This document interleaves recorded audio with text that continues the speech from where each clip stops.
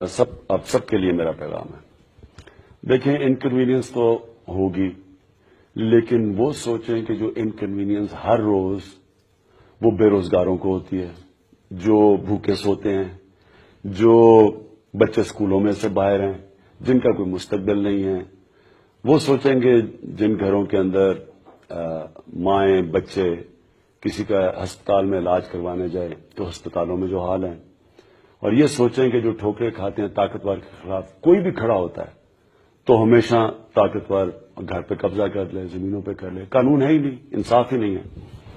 تو آپ نے فیصلہ یہ کرنا ہے کہ کیا اسی طرح کے پاکستان میں آپ نے زندگی گزارنی ہے جس کا کوئی مستقبل نہیں ہے, قرضوں میں ڈوب رہا ہے, سارے برِ صغیر میں سب سے پیچھے رہ گیا پاکستان. ہم ایک زمانے میں بڑے فخر سے سارے برِ صغیر میں سب سے آگے تھا پاکستان ہیومن ڈیولپمنٹ میں.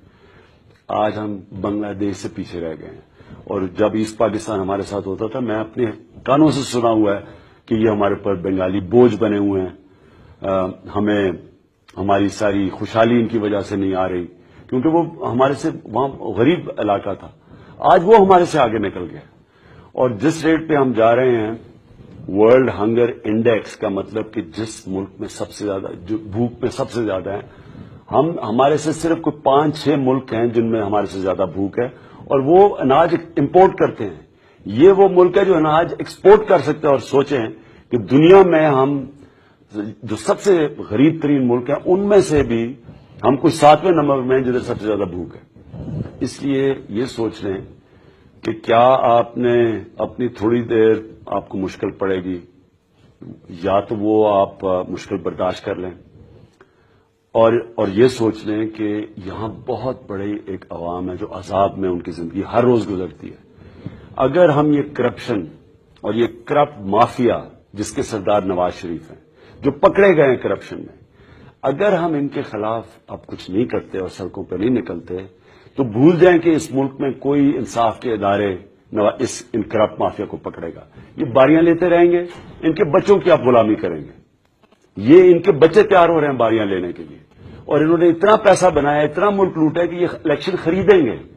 تو اگر آپ آج حق اور سچ اور انصاف کے لیے نہیں نکلتے تو آپ نماز میں ہر روز پڑھتے ہیں, جو بھی نماز آپ میں سے پڑھتے ہیں 5 وقت کی, اس میں آپ ایک چیز مانگتے ہیں اللہ سے کہ اللہ ان کے راستے پہ لگا جن کو تو نے نعمتیں بخشی, ان کے نہیں جو اپنے عذاب کے راستے پہ نکل گئے, تباہی کے راستے پہ. ہم بھی آج وہاں کھڑے ہیں. یا ہم اس راستے پہ جدوجہد کر کے, جہاد کر کے, یہ کرپٹ مافیا کے خلاف جہاد کر کے اس راستے پہ جا سکتے ہیں جدھر ہم ایک اس کو وہ پاکستان بنا سکتے ہیں جس پہ اللہ نعمتیں بخشیں, وہ پاکستان جدھر عدل اور انصاف کا نظام ہو. یا ہم ادھر جا رہے ہیں تباہی کے راستے پہ جدھر یہ ظلم اور ناانصافی کا نظام, جدھر چھوٹا سا طبقہ امیر ہے, عوام پسی ہے. تو آپ کے اوپر ہے. ہم نے تو فیصلہ کیا ہے نکلنے کا. میں آپ سب سے چاہتا ہوں کہ آپ اس میں پوری طرح شرکت کریں, میرے لیے نہیں, اس ملک کے لیے, اپنے مستقبل کے لیے, اپنے بچوں کے مستقبل کے لیے.